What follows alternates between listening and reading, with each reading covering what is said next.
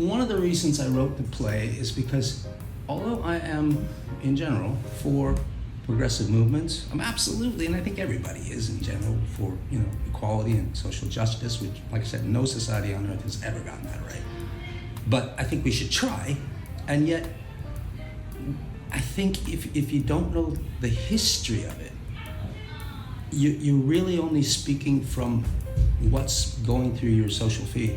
And I don't think that's background enough to actually know what you're talking about. And I don't put myself on some pedestal and say, I know everything, because I don't. And yet I have been given enough decades on the planet, enough time to read and listen to music and look at art and listen to people and talk to them to have a sense of the overall nature of it. And honestly, this is what I truly believe. I believe that you should become involved in any issue which catches your attention and brings out your passion. But I believe you need to do that in a tolerant manner. And that's one of the reasons I wrote this play, is I see so many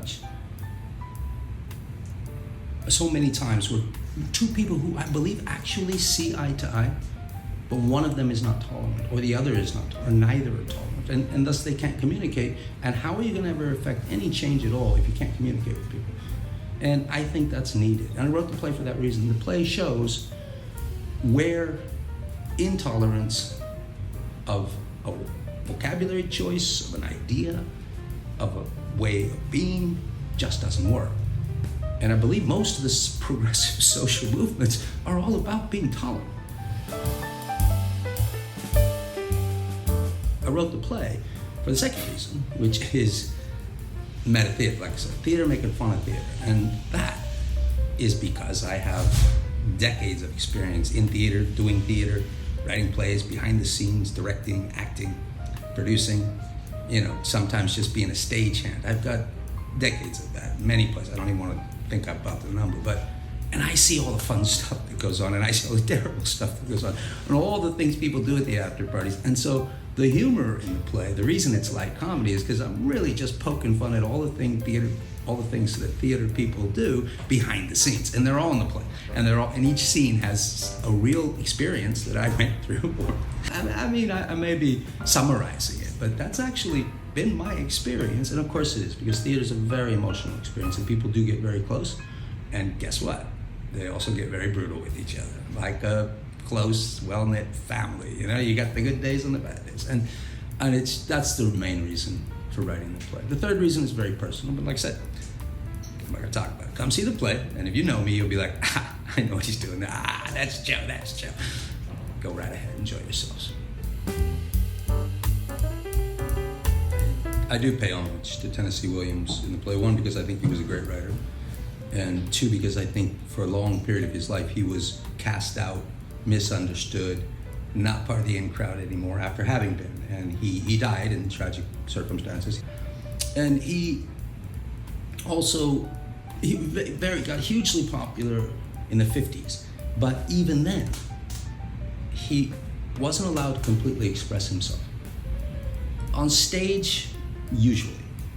Hollywood took his and brought them to a bigger audience. They took Streetcar Named Desire and brought it to a much bigger audience. They took Cat on a Hot Tin Roof and brought it to a bigger audience with the stars of the day, Paul Newman, Elizabeth Taylor. Okay, great. And it was redone in the 70s as a film. But the problem was Hollywood lightened up his message. And in that case, the Cat on a Hot Tin Roof had overt homosexual themes. And when they took it from the stage to Hollywood to bring it to the bigger audience, guess what they did with those themes? Let's hide them a little bit under the curtain there.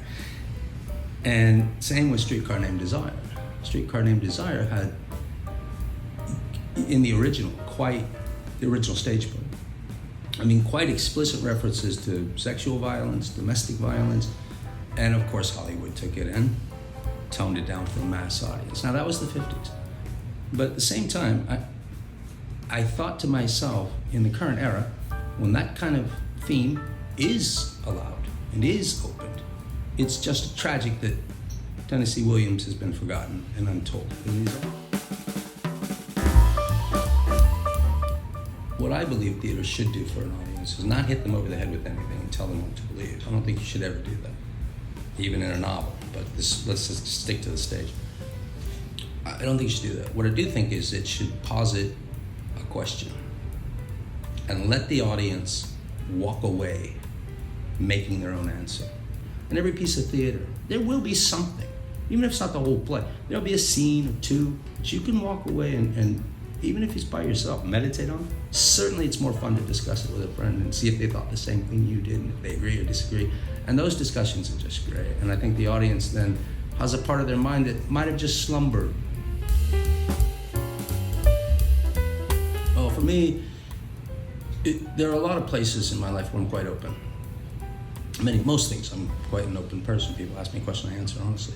There are other places in my life where I tend to, I won't say I won't answer, but if you don't know the right question to ask, I'm not gonna bring it up. And I think everybody's like that. We all have an area or two where if you ask me correctly, you'll answer, or we'll answer. But if you don't know what to ask, we won't answer. So theater's a way for me, mostly in the acting, sometimes in the writing, often in the writing, but mostly in the acting. When I'm playing a character on the stage, that allows me to express parts of myself that I normally don't talk about through a character's voice that I built, which is partially me, but also that character. And I built that character in general. The writer, of course, created it, but I then tweaked it as an actor, and that's what actors do. And it allows me to get to parts of my emotion and my intention and my frustration and my happiness and joy that I don't do directly by bringing up myself.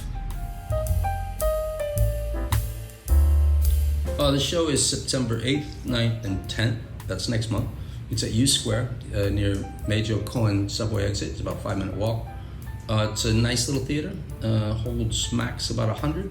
So get your tickets now, because we will probably sell out.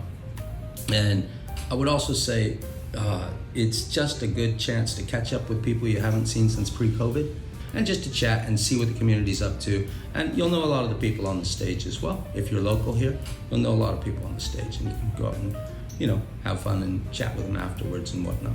We definitely hope to see you at the show, and I think it's a funny, light comedy, and I really think you'll enjoy it. Please come out.